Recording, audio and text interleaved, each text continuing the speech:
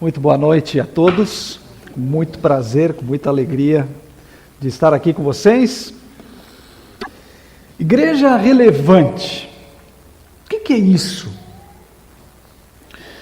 O que é relevância, na verdade?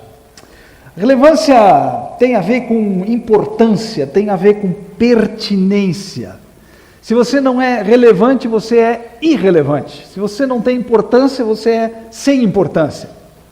O que é ser relevante? Talvez duas perguntas que a gente tem que fazer. A primeira é: o que é ser relevante? A segunda pergunta é: relevante para quem?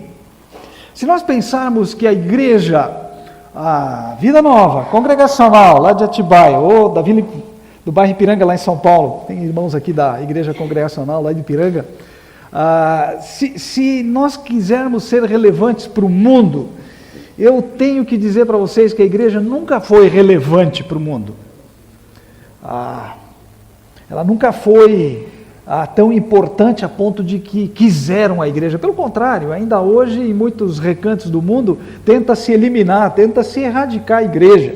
Ela é uma pedra no sapato, ela incomoda. A igreja para o mundo, ela não é relevante.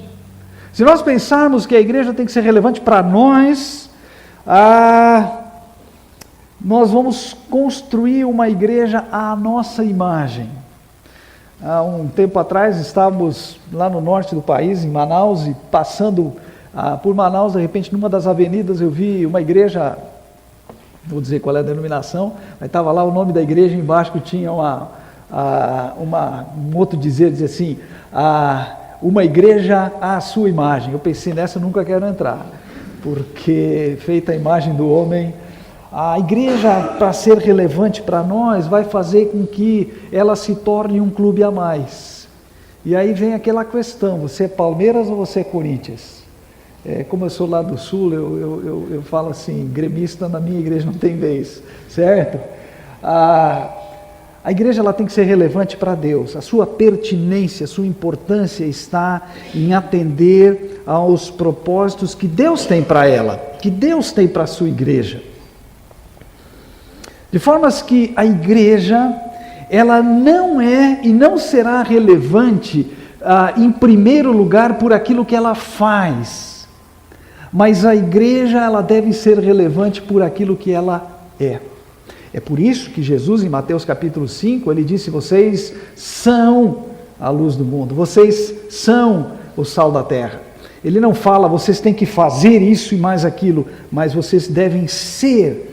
A igreja, ela é relevante por aquilo que ela é e não tanto por aquilo que ela faz. E para ser relevante, a igreja, ela precisa ser aquilo que Jesus idealizou e idealiza para a sua igreja. Lembra Mateus capítulo 16, versículo 18, no diálogo com Pedro: tu és o Cristo. Jesus diz para ele: você é Pedro, e sobre esta rocha eu edificarei a minha igreja, do meu jeito, a minha imagem, corpo de Cristo. E aí as portas do inferno não podem nada contra ela. A igreja, ela tem que ser feita à imagem do Senhor. Ela será relevante para Deus na medida em que ela for construída, desenvolvida, ser aquilo que o Senhor Jesus idealizou que ela fosse. Eu sou um apaixonado pela igreja, eu sou um apaixonado pela história da igreja. Eu amo a igreja, e eu queria compartilhar com vocês a respeito de algumas marcas da igreja de Jesus, alguma coisa que deve estar no DNA da igreja do Senhor Jesus, para que ela seja de fato a igreja relevante que ela deve ser, relevante para o Senhor. Atos capítulo 2, ela nos mostra uma igreja embrionária. Eu nem chamo aquele grupo ali ainda de igreja. Realmente é um embrião daquilo que viria a ser a igreja, mas já apresenta o DNA que o Senhor espera na sua igreja. Atos capítulo 2, eu gostaria de ler o texto muito conhecido, dos versículos 42 até 47. Atos capítulo 2. Lembrando que em Atos capítulo 2 nós temos uma transição muito importante, muito importante. Eu diria que aqui está acontecendo a passagem do Antigo para o Novo Testamento. Agora aqui a coisa está, o reino de Deus, que Jesus disse, o reino já está aí presente, o reino de Deus agora ele adquire uma forma visível, ele encontra agora uma manifestação palpável, descida do Espírito Santo, um grupo de judeus que prega destemidamente a palavra, agora aplicando ou mostrando que o Velho Testamento, as promessas lá do Velho Testamento, especificamente do profeta Joel, elas agora encontram cumprimento, ou seja, estamos agora vivendo os últimos dias, há uma outra época, há um outro contexto, há uma coisa nova acontecendo. E no capítulo 2, versículo 42, nós vemos que esse reino de Deus, essa nova expressão do reino de Deus, ela agora ela adquire um formato muito especial. Eu diria um formato espetacular, relevante. Versículo 42 diz assim: eles, um grupo aí de 3.000 e poucas pessoas, eles se dedicavam ao ensino dos apóstolos e à comunhão, ao partir do pão e às orações. Todos estavam cheios de temor e muitas maravilhas e sinais eram feitos pelos apóstolos. Os que criam mantinham-se unidos e tinham tudo em comum. Vendendo suas propriedades e bens, distribuíam a cada um conforme a sua necessidade. Todos os dias continuavam a reunir-se no pátio do templo, partiam o pão em suas casas e juntos participavam das refeições com alegria e sinceridade de coração, louvando a Deus e tendo a simpatia de todo o povo, e o Senhor lhes acrescentava diariamente os que iam sendo salvos. Repara que nós temos aqui uma série de ações, eles faziam muitas coisas, mas não é tão importante o que eles faziam quanto aquilo que eles eram. E se nós estamos falando aqui de relevância, eu quero que você sublinhe na sua Bíblia, marque aí na sua Bíblia uma palavrinha que está lá no versículo 47, quando diz assim, tendo a simpatia de todo o povo. Sabe o que significa?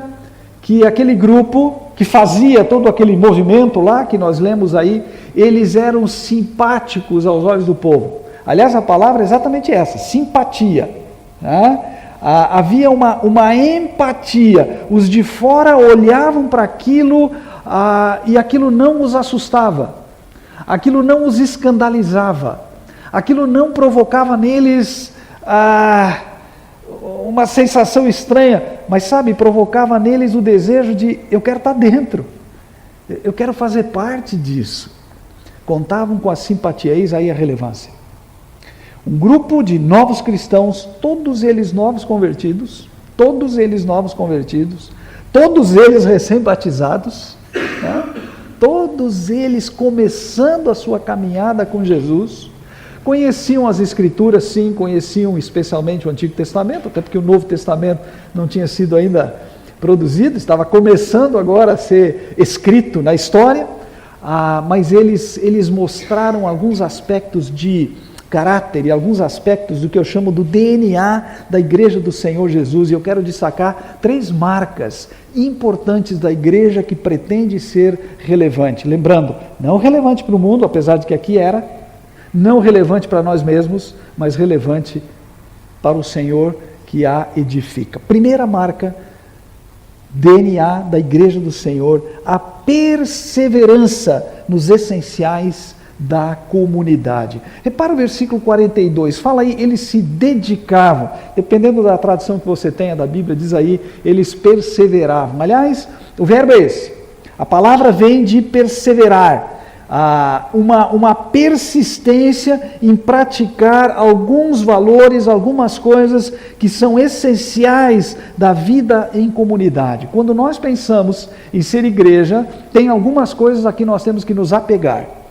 São inegociáveis, não se discute a esse respeito, e são citadas 4 práticas de uma igreja que tem no seu DNA esta ideia da relevância. Primeiro, o ensino dos apóstolos, uma doutrina que governa a fé, uma doutrina que embasa a fé, uma doutrina que permite que você passe pelos momentos alegres e turbulentos da sua vida sem perder o foco, uma doutrina que dê para você uma esperança segura, que dê para você uma crença na palavra de Deus. Perseverança na doutrina. Perseverança numa comunhão. A comunhão que governa os relacionamentos. Se a doutrina governa a fé, a comunhão, a koinonia, o partilhar juntos, o ter comunidade, governa essa vida de relacionamentos que nós temos na nossa igreja. E repara que a igreja é complicada, porque ela tem pessoas das mais diferentes personalidades, das mais diferentes histórias, das mais diferentes manias, certo? A igreja, como é que é possível viver junto e perseverantemente? A gente é comunhão, sabendo que entre eu e você existe Jesus Cristo, que é o nosso fator comum, o fator da nossa comunhão. Essa igreja, ela perseverava, ela se dedicava a isso, ao ensino, à comunhão, à ceia do Senhor, o partir do pão, que alguns entendem que tem a ver com refeições, e eu creio que tem a ver com isso mesmo. É os lanches, é as refeições, é o café da tarde, é sentar juntos, mas estes eram os momentos também em que eles relembravam a morte do Senhor, em que eles lembravam do sacrifício de Cristo, e muitas vezes era nesses contextos mais íntimos, de comunhão e de intimidade, que eles tinham a ceia do Senhor, isso governando a sua adoração, estando juntos. E a oração, dedicação à oração, a oração que norteia a missão que a igreja tem, a oração que nos relaciona com o Pai e que faz com que a gente não perca a direção, o foco que o Senhor quer que nós tenhamos como igreja. Aí está. Essa palavra perseverança, ela deriva de uma outra palavra que significa ser forte, ser constante, permanecer. O contrário disso é a inconstância. O contrário disso é a desistência. Uma hora vai para lá, outra hora vai para o outro lado. Uma atitude de persistência, de firmeza na busca do resultado que se quer. Nós vivemos tempos de fast food e tempos de fast feeling. Eu quero me sentir bem e que tem que ser agora. Perseverar, persistir, lutar, esforçar-se, não faz mais muito, não agrada mais muito o nosso ouvido. Eu quero uma igreja tipo micro-ondas. Quero que o pastor chegue e já resolva todos os problemas que nós temos aqui. E agrade a todo mundo, na mesma hora. Muitos trocam de igreja, muitos murmuram. Talvez tenha um slide, projeta aí, Israel, por favor, eu não sei como é que é aqui em Dayatuba, na Igreja Batista, nós lá somos congregacionais, então todo mundo tem direito a voz e voto, é um negócio meio complicado, né? Gente, isso não reflete uma igreja que tem no seu DNA a persistência, a perseverança nos essenciais da vida de comunidade. Isso aqui reflete muito mais a privatização do nosso tempo. O individualismo. Eu quero, tem que ser do meu jeito e tem que ser agora. Sei que vocês estão vivendo aqui um tempo muito especial. Não é só a pintura, as paredes, a decoração, mas eu sei que no coração de vocês Deus tem feito coisas novas. Deus tem trazido um momento e um movimento. Gente, não percam de vista que os essenciais da fé estão aí. E essa persistência, essa perseverança tem que estar no seu coração e na sua fé. Lá por volta dos anos 1960, 1970, pesquisadores da Universidade de Stanford, lá nos Estados Unidos, eles fizeram uma pesquisa muito interessante. Essa pesquisa tem sido discutida hoje em dia, mas na época ela produziu alguns resultados interessantes. Eles colocavam crianças pequenas, de 8, 9, 10 anos, colocavam numa sala, e aí um instrutor chegava, tinha uma mesa, e em cima da mesa tinha uns marshmallow, 3 ou 4 marshmallow. E aí eles diziam assim, o pesquisador dizia, eu tenho que sair, eu vou ficar fora durante 15 minutos, eu tenho que fazer alguma outra coisa lá, você espera aqui, mas é o seguinte, se você não comer o marshmallow, se você deixar o marshmallow intacto aqui, você vai ganhar um prêmio duplo depois, você vai ganhar outra coisa melhor depois. E assim eles fizeram, e isso foi filmado, né? Sem que as crianças soubessem, elas estavam passando ali por uma pesquisa. E criança, você sabe como é que é. Viu aquele marshmallow, né? Viu aquele pirulito, viu aquele negócio na sua frente, e aí o pesquisador saiu, aí tinha um potinho com 3, 4 ou 5 ali, e elas ficavam olhando para aquilo e de repente começava a babar e tudo mais, e algumas não resistiam e pegavam o marshmallow e comiam, e algumas até comiam todos os marshmallows do potinho, outras seguravam e esperavam, e realmente depois que o pesquisador voltava, elas tinham suportado o teste, elas ganhavam um prêmio maior, alguma coisa mais grande. Agora, eles acompanharam essas crianças durante algum tempo, à medida que elas foram crescendo, e eles descobriram que aquelas crianças que resistiam à ideia da gratificação imediata, ou seja, eu vou pegar o marshmallow e vou comer, porque eu quero agora, eu estou com vontade, estou com fome, aquelas que suportavam o teste, elas começaram ao longo do tempo a demonstrar outras qualidades. Por exemplo, elas tinham um melhor rendimento escolar, elas iam melhor na escola, elas entravam nas melhores universidades por mérito. Descobriram também que essas crianças, quando ingressavam na vida profissional, depois de formadas, tudo mais, elas tinham uma tendência a ser melhor sucedidas na sua vida profissional. Outra coisa muito interessante, que talvez interesse a alguns de vocês que não gostam muito de se olhar no espelho, essas crianças que resistiam à ideia da gratificação imediata, elas desenvolveram uma melhor massa corporal, menos gordura no seu corpo, uma melhor saúde. Percebe? DNA da igreja é persistência, é perseverança nos essenciais da fé. Esse grupo aqui, se você olhar Atos capítulo 1, versículo 14, olha o que diz lá. 1,14, todos eles se reuniam sempre em oração. Se você tem a versão atualizada da Bíblia, diz assim, eles perseveravam em oração. É a mesma palavra, é a mesma de 2,42.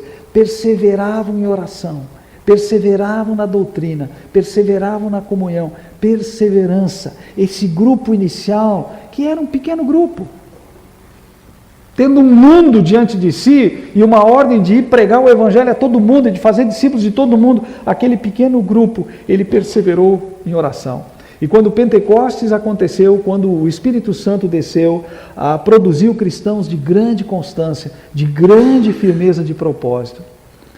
E o resultado foi o impacto e a expansão da igreja que nós lemos ao longo do livro de Atos. Ao longo do livro de Atos. Não havia impedimento. Essa é a última palavra do livro de Atos. Capítulo 28, versículo 31 diz, não havia impedimento para a pregação do evangelho. Porque havia perseverança nos propósitos que Deus tinha para esta igreja. Eu penso que hoje nós corremos o risco, nós temos 2 perigos diante de nós. Primeiro, a falta de perseverança faz com que nós nos tornemos cristãos e igrejas flácidos. Nós engordamos, nos acomodamos, nós nos tornamos egoístas na nossa fé, no nosso cristianismo, e o resultado é que a igreja ela não tem impacto, ela não tem efeito. Não é que ela não é relevante, ela se tornou irrelevante. E quando aqui ou ali a igreja desaparece, ninguém sente falta disso. Esse é um perigo, se nós não formos persistentes, perseverantes nos essenciais da fé. O segundo perigo é quando nós como igreja, e eu falo por nós em Atibaia, falo por vocês aqui em Indaiatuba, quando nós começamos a seguir modismos, modas fora de Atos capítulo 2. Tá? Quando nós procuramos resultados pragmáticos, na base de programações, nós queremos fazer antes de ser. E o Senhor disse que nós temos que ser antes de fazer. Primeira marca de uma igreja que será relevante para o Senhor, perseverança nos essenciais da fé. A segunda marca está no versículo 43, quando diz que todos estavam cheios de temor. Temor.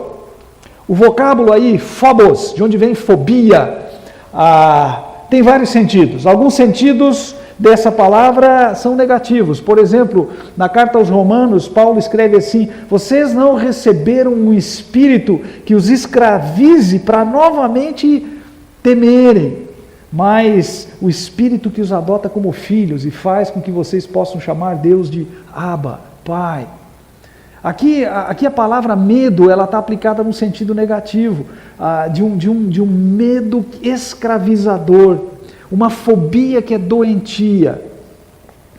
O sentido mais amplo, o sentido positivo do termo, quando relacionado a Deus, envolve a ideia de reverência, a ideia de respeito para com Deus, uma atitude correta diante de alguém que é superior a nós. É como você se porta quando você comparece diante de uma autoridade, ou de alguém que tem uma posição social superior à sua, o seu patrão, ou um governante. Mas a ideia de temor a Deus, ela não pode excluir a ideia do medo. O medo no seu sentido positivo. Eu lembro quando eu era jovem, garoto, eu tinha medo de desagradar o meu pai. Não é porque meu pai fosse um indivíduo maldoso, não. Eu tinha medo de desagradar. Primeiro pela consequência, né? Porque ia tomar um safanão, mas também por amor. Eu tinha medo de desagradá-lo, não queria desagradá-lo. Aliás, as coisas que eu fazia para desagradá-lo, eu fazia escondido. Eu não queria que ele soubesse, ele não podia ver. É essa ideia de, por amor a Deus, sim, termos medo de desagradá-lo, medo das consequências de desagradá-lo, medo do castigo que pode vir da parte de Deus quando nós o desagradamos. Temor a Deus, a Bíblia diz, é o princípio da sabedoria, é o começo, é o alicerce, é o patamar inicial da sabedoria, é essa atitude de temor a Deus. O homem sábio é aquele que faz as coisas certas por amor, mas também por temor. De formas que temor a Deus nesse sentido, é uma expressão clara do amor a Deus. A marca do cristão e a marca da igreja deve ser de temor a Deus. E todas as implicações de obediência irrestrita que vem dessa ideia de eu tanto amo a Deus, que eu não quero desagradá-lo, tenho medo de desagradá-lo, tenho medo da sua reação se eu o desagrado. Salmo 128, versículo 1 diz assim: bem-aventurado o homem que teme ao Senhor. Ele será feliz em tudo que ele realizar. Salmo 36, versículo 1 fala do insensato. Esse não tem temor de Deus diante dos seus olhos. A diferença entre o sábio e o insensato: um é bem-aventurado, o outro é um trouxa, é um tolo. Quando ele é canalizado corretamente, o medo é um fator de prevenção.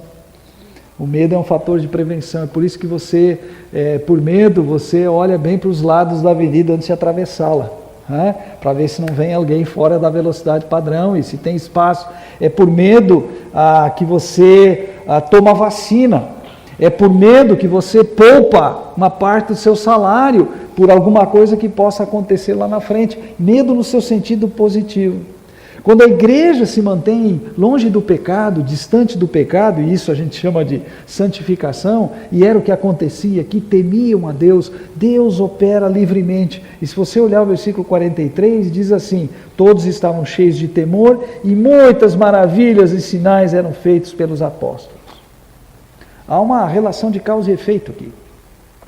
Sinais e maravilhas provém, acontecem, Deus opera com muita liberdade no seio e através de uma igreja que teme a Ele. Que teme a Ele.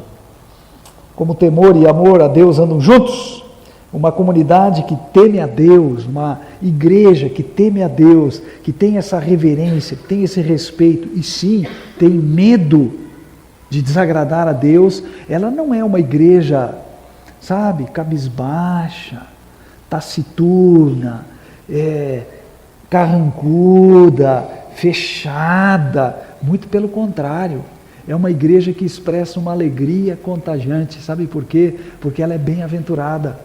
os seus membros, os seus participantes são bem-aventurados. E é aí que vem a simpatia, contavam com a simpatia de todo o povo. Porque nós como igreja, quando nós somos unidos, quando nós estamos juntos, quando nós estamos felizes, bem-aventurados, quando nós estamos alegres, quando nós estamos seguindo a Deus, obedecendo a Deus, Deus está fazendo coisas na nossa vida e através de nós, gente, isso causa efeito. As pessoas do lado de fora olham e, caramba, eu quero isso também, eu preciso disso para a minha vida. Segunda marca do DNA de uma igreja relevante é o temor a Deus. E nós vemos isso claramente nesse texto, desse embrião de igreja aí de Atos capítulo 2. Isso aponta para o fato de que se vocês querem ser uma IBVN, né, uma Igreja Batista Vida Nova, alegre, expansiva, generosa, que canta, que vibra com a sua fé, o ponto de partida está no temor reverente a Deus, enquanto vocês perseveram nos essenciais da fé ou da vida de comunidade. Terceira marca, versículo 44 e versículo 45.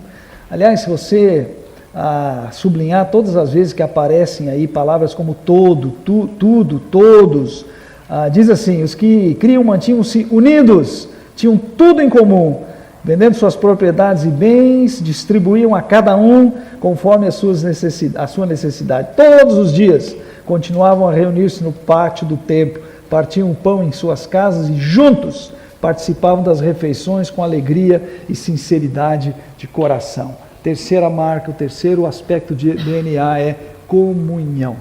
Comunhão. Creio que essa é a melhor palavra para definir a vida desse grupo aqui de Atos capítulo 2, comunhão. Muitas vezes a gente confunde comunhão com outras coisas. Por exemplo, a gente confunde comunhão com amizade. Eu tenho comunhão com aquela pessoa. Não, você é amigo dela, tem amizade, não significa que você tenha comunhão. Companheirismo, comunhão não é companheirismo, não é afinidade, a gente torce para o mesmo time, não é isso. Comunhão vai além disso.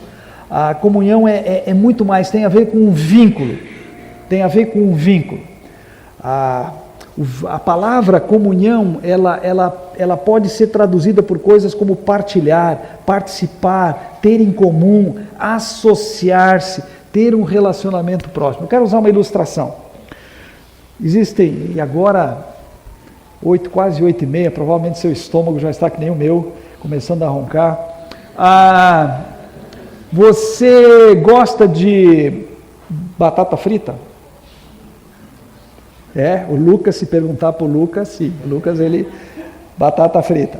A batata frita, ela é um negócio interessante. Você vai agora sair na lanchonete ali, você vai pedir o seu hambúrguer, vem lá a batata frita. Ela é resultado de muitas batatas, certo? Tem muitas batatas ali representadas. Cada pedacinho daqueles pode ser uma batata. Aí você come uma batata, um pedaço de uma, come um pedaço de outra. Um pacote de batata frita é uma reunião de muitas batatas. Mas você gosta de purê de batata? O purê de batata você não separa mais a batata Pedro, da batata Maria, da batata Joãozinho, da batata... ali está tudo misturado. Quando você come uma colherada, uma garfada de purê, na verdade você comeu um pedacinho de um monte de batatas. Agora, igreja é um pacote de batata fritas ou é um prato de purê? Comunhão é um prato de purê. A individualidade, ainda que ela persista, porque nós somos seres criados à imagem de Deus, nós temos uma personalidade, nós temos uma identidade como pessoa, mas a igreja do Senhor Jesus, ela é uma comunhão em que todos fazem parte. Todos fazem parte. Tem aquele um que tem necessidade, todos vão lá e todos se reúnem, e todos têm o mesmo propósito. E todos fazem parte da mesma família da fé. Isso é comunhão. É participar. Porque no pacotinho de de batata frita, se você sacudir, uma vai cair, vai ficar pelo caminho, a outra vai cair, mas no purê não tem jeito. No purê está tudo ali misturado, está tudo ali unido. Os versículos 44 e 45 aqui desse texto, eles são enfáticos em mostrar essa comunhão na prática. Como é que isso funciona na prática? Mantinham-se unidos. Mantinham-se unidos. Sabe que, curiosidade aqui, esse mantinham-se unidos é o mesmo verbo do versículo 42, se dedicavam, perseveravam, é o mesmo verbo, tá bom? Diziam assim, eles perseveravam juntos, eles se dedicavam unidos, eles persistiam em estar juntos, juntos uns com os outros, juntos uns com os outros. A ideia aqui de uma reunião que é proposital, tá? De uma reunião que ela é proposital, eles se dedicavam a isso. Lembra daquele texto de Hebreus capítulo 10, versículo 25? Não deixem de congregar-se, como é costume de alguns. Eu acho que Pedro mandou, não sei quem escreveu o livro de Hebreus, desculpe, mas quem escreveu o livro de Hebreus, eu acho que escreveu isso para a nossa igreja lá em Atibaia, certo, Israel? Não deixe de reunir-se, porque parece que tem pessoas que... quem é que vai pregar hoje? Hoje é o pastor Roni. Então acho que eu não vou. Desculpe, tá? Eles não te conhecem lá, então. O que vai ter hoje? Chega ao cúmulo, porque a gente tem o hábito lá na igreja, no final do culto, uma cantina, tem uma lanchonete, aí os grupos pequenos, as células da igreja promovem e tal. Tem gente, o que vai ter hoje lá? Não, hoje tem cachorro quente. Você está rindo? Isso é triste. Mantinham-se unidos, propositadamente. Eu quero estar junto, eu quero fazer parte. Eu sou parte do purê, eu não tenho como sair fora disso. Preferem ser batata frita. Trata-se de um ato de reunir, uma decisão, compromisso, uma valorização do fato de estar juntos. Mantinham-se unidos. Diz outra coisa, tinham tudo em comum. Gente, eu acho isso aqui uma expressão muito forte. Alguns tentam enxergar aqui uma forma primitiva de comunismo. Tira isso da cabeça, não tem nada a ver. Ter tudo em comum é comunhão. É comunhão. Sabe, eu e minha esposa casamos há tanto tempo atrás, que naquela época não precisava fazer o pacto, nem perguntava, a gente casou com comunhão universal de bens, depois tinha que fazer declaração, se é tudo mais. O que é meu é seu, meu bem. Né? Aqui não é essa ideia de que agora você pode invadir a casa do seu irmão, você pode ir lá abrir a geladeira e pegar o que tem dentro, você pode... Não.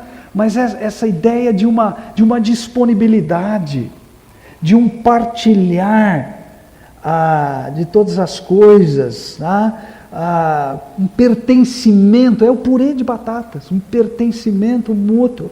E isso é enfático no Novo Testamento. 1 Coríntios capítulo 12, versículo 13, diz que nós fomos batizados em um só corpo. Purê. Fomos esmagados em um só corpo. Purê.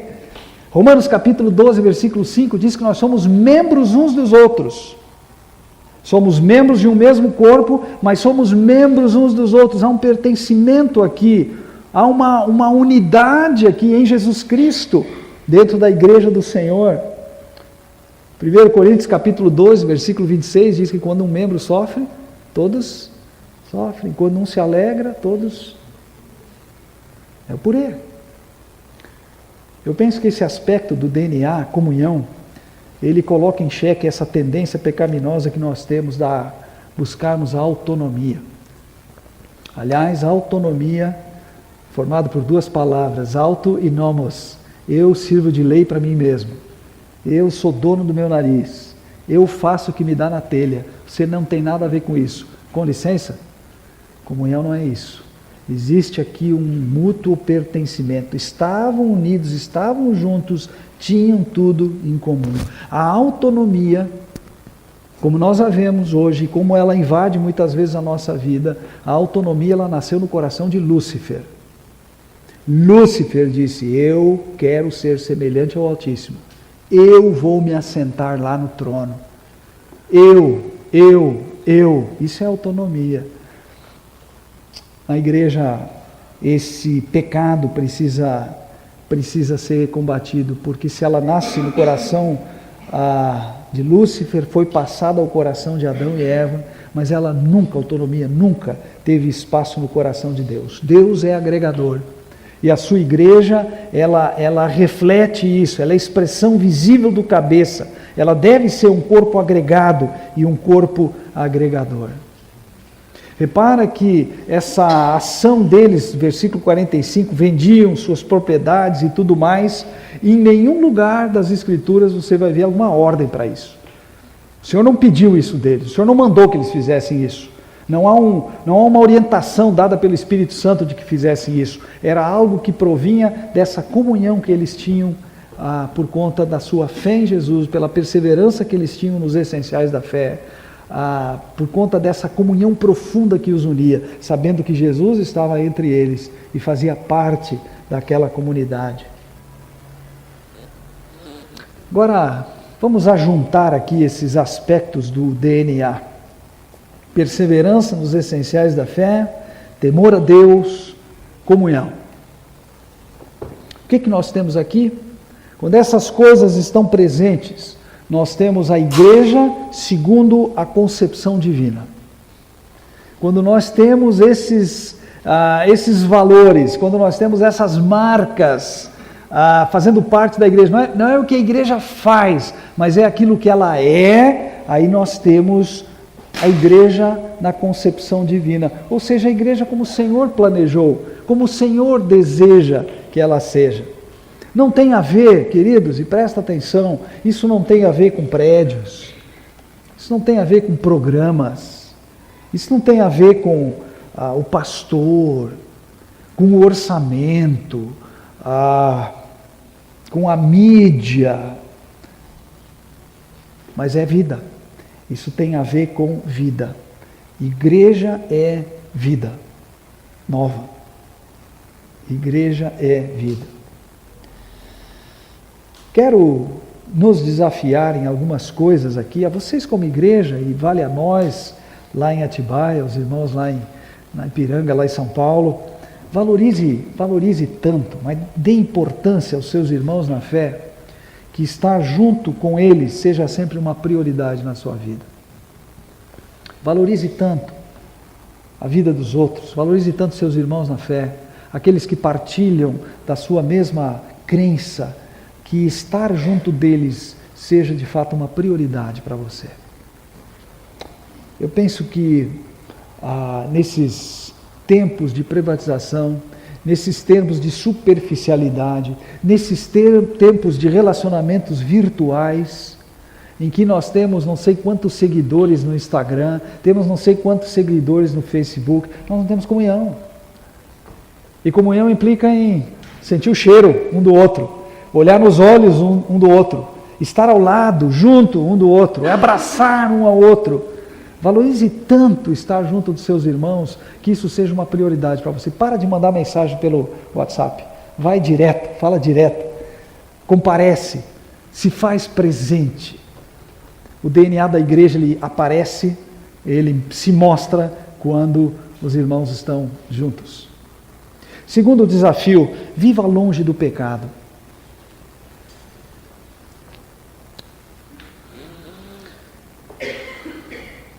Se uma batata estraga, o purê desanda. Se uma batata azeda, o purê desanda. Viva longe do pecado. Na sua vida privada, na sua vida solitária, na sua vida longe dos holofotes, longe do olhar dos irmãos. Tema a Deus a ponto de ter medo de desagradá-lo. Viva longe do pecado, para que o DNA da igreja não seja estragado, para que a comunhão não seja desfeita, para que ela não se torne uma coisa hipócrita, mas ela seja genuína. Mas além disso, e aí é um terceiro desafio, registre as ações poderosas, as ações graciosas, as ações bondosas de Deus. Coisas que Ele faz na sua igreja e através da sua igreja. Eu conversava sexta-feira com um irmão, é um homem muito simples lá em Atibaia. Ele é pedreiro. Ele não pode mais trabalhar porque ele desenvolveu uma alergia ao cimento e ele não pode trabalhar, porque ele prejudica, ele tem problemas sérios de pele. Esse homem tem se tornado um missionário. Ele tem feito algumas viagens, já foi 4 vezes para o Haiti, ajudando lá a construir, reconstruir na verdade, porque o terremoto pôs o país abaixo. Ele vai lá e reconstrói igrejas, reconstrói escolas, casas de pessoas que perderam tudo. Ele já foi várias vezes. E recentemente ele foi para o Nordeste, para o interior do Paraíba. Agora eu tenho viajado para aquela região lá no Nordeste do Brasil e eu sei a situação de penúria o sertão brasileiro é uma tristeza. E ele foi para lá. E ele começou a me contar algumas das coisas que Deus fez. Ele foi com uma equipe, um grupo grande, foram distribuídos cesta básica e fizeram cultos, evangelizaram, tudo mais. E enquanto ele contava as histórias, ele não continha o choro, ele chorava. Não é tristeza não, ele chorava de emoção. Numa das casas que ele foi, foram visitar, era uma senhora que morava ali, ele e a esposa foram fazer uma visita. A mulher ficou constrangida, ela disse: olha, eu não tenho nada para oferecer para você, a única coisa que eu tenho é um caldo de cana. Vocês aceitam um caldo de cana? E ele disse: sim, aceitamos. A mulher cutucou e disse: é só o que ela tem, você ainda vai tomar o caldo de cana da mulher? Mas eles ficaram ali naquela casa e tomaram o caldo de cana e foram embora. E ele pediu que alguém levasse uma cesta básica para a casa daquela mulher. Mas não diga quem foi.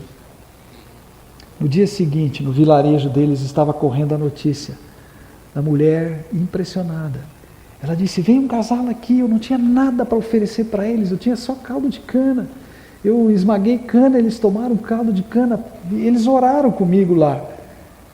Gente, no outro dia de manhã cedo vieram 2 cestas básicas, eu tenho comida aqui em casa agora para mais de 2 meses. Testemunho dela na cidade. E ele conta para mim e ele chora contando isso.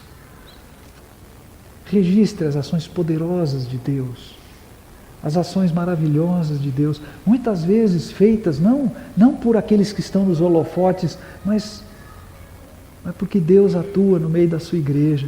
E quando existe temor, as maravilhas de Deus, elas são impossíveis de serem contidas. Elas são impossíveis de serem contidas. A igreja, para ser relevante, ela tem que ter as marcas daquilo que o Senhor Jesus idealizou. Atos 2 nos dá uma amostra disso. A igreja começa a nascer ali. Ali ainda não é uma igreja, certo? Ainda não é uma igreja, ali é uma comunidade messiânica, assim que eu chamo. Judeus que criam no Messias e que creram no Messias Jesus Cristo, mas o DNA já está implantado ali. E ao longo do livro de Atos, o que nós vamos ver, à medida que a igreja vai se formando, ela vai se expandindo, esse DNA vai sendo levado junto, ele vai acontecendo. Se nós queremos ser relevantes, para o mundo não vamos ser. Aqui e ali a igreja, ela serviu sim para algumas ações sociais muito importantes, mesmo que é feito no Nordeste agora, é a igreja do Senhor que está levando cesta básica para lá, que o governo não faz nada, tá? Mas não é isso, não é para o mundo, não é para nós, ela não existe para nós, para satisfazer os nossos caprichos, as nossas vaidades, as nossas necessidades. Ela será relevante quando ela for relevante, é para o Senhor, que é na verdade o que vale a pena. Que Deus nos ajude, a vocês aqui, a nós lá, a sermos relevantes para o nosso Senhor, porque no fim das contas, isso é o que importa. Vocês e nós todos queremos ouvir aquela palavra do Senhor: servo bom e fiel. Foste fiel um pouco, vou te colocar sobre o muito. Servo bom e fiel, entra no gozo do teu Senhor. Essa é a glória que nos espera se nós formos relevantes. Vamos orar.